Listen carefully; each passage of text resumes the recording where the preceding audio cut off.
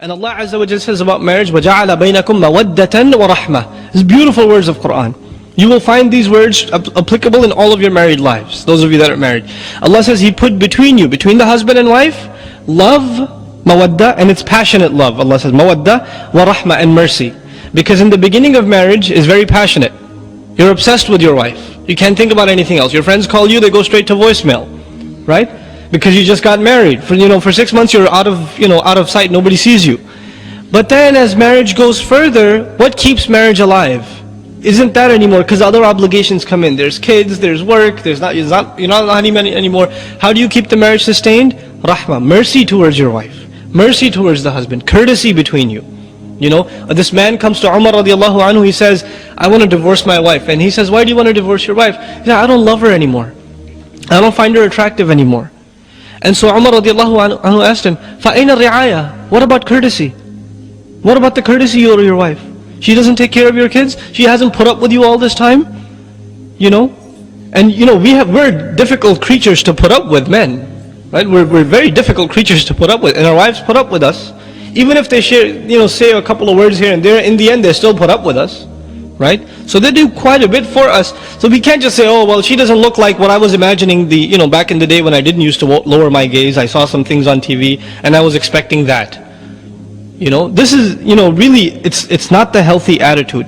You have to, if the believer watches their gaze and they control their temptations and then they do the best with their wives, they will be the most satisfied and they won't have any temptations outside.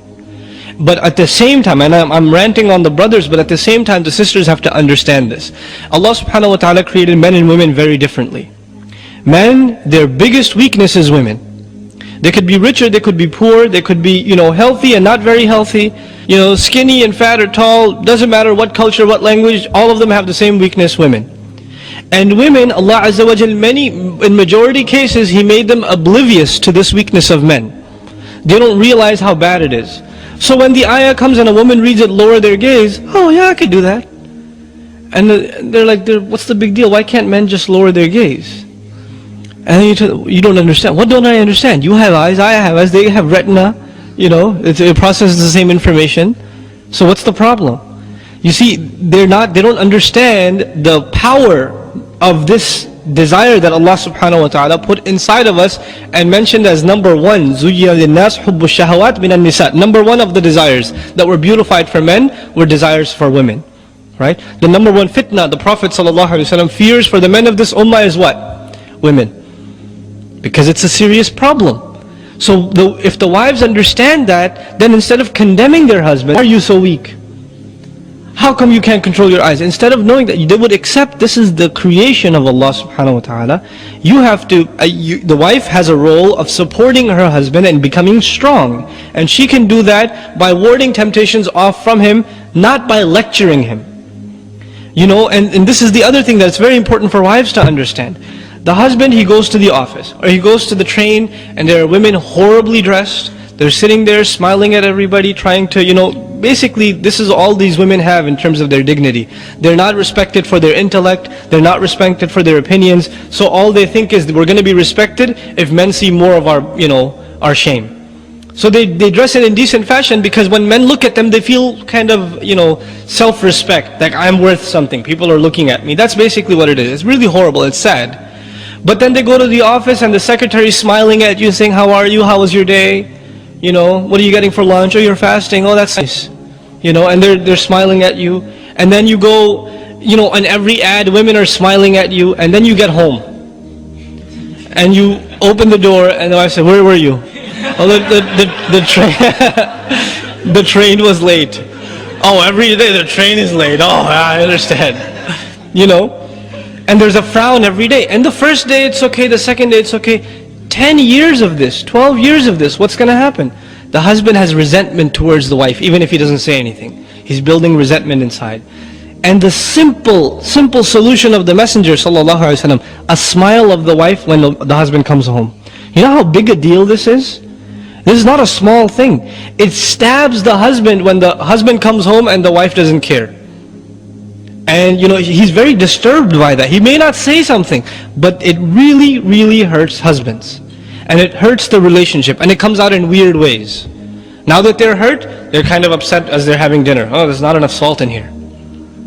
There's something wrong. And they're extra angry at the kids. They're frustrated. But the same scenario, the wife opens the door and she greets the husband with a smile. Just a smile, it's not expensive. But what happens? The rest of the night goes smoothly. The husband's in a good mood. He's talking to her. When he's talking to her, I don't want to talk right now, I have a headache. It's not going to happen.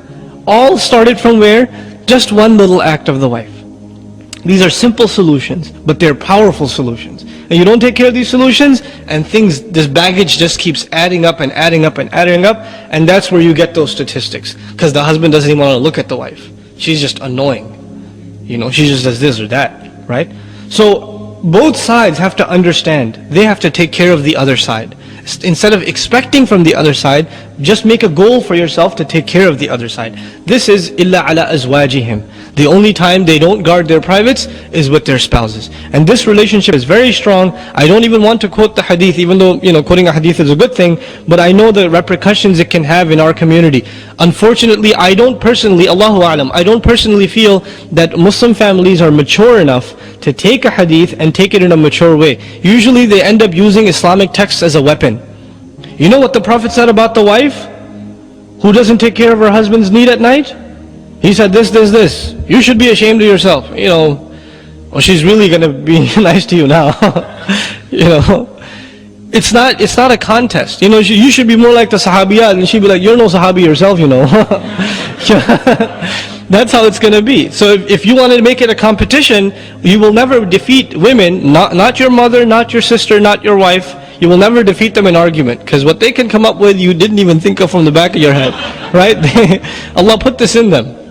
They have the power of speech, psychological speech, psychologically effective speech.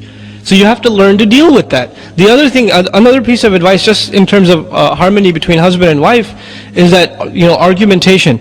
Men seem to think everything can be solved by reasoning and logical evidences, right? And they forget that Allah subhanahu wa ta'ala didn't create women in this simple black and white fashion. Women are complicated creatures.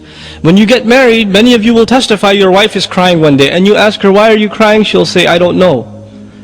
I'll talk to you later about it. And you say, no, really, is this something I did? No, leave me alone. I don't know. And they really don't know sometimes. And if they do, it's too complicated for you to understand, so they'll say you're not going to get it.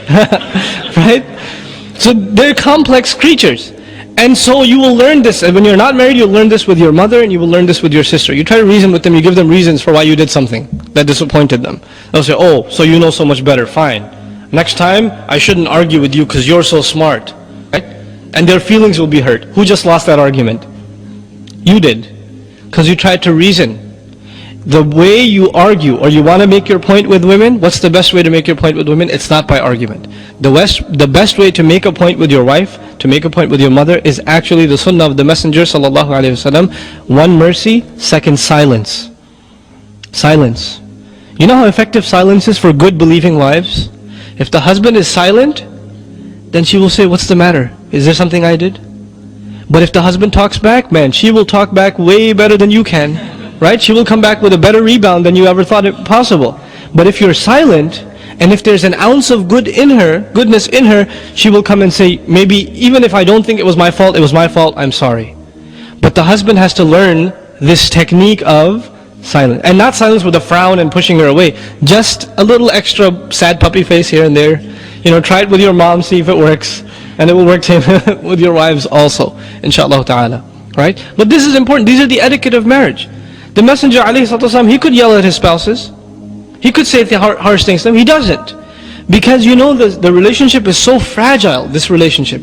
And shaitan wants every opportunity to destroy it. And as soon as he destroys it, what's going to happen? Corruption in the Muslim community is going to happen. That's what's going to happen. Men are going to be not guarding their eyes anymore. And other things are going to happen. Scandals are going to spread. This is how they spread. From bad marriages.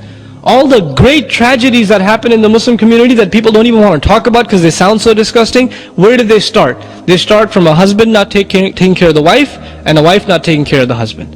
So this is at the heart of being a believer and sustaining our iman. Taking care of the wife and taking care of the husband. May Allah subhanahu wa ta'ala make us the best husbands and grant us the best wives.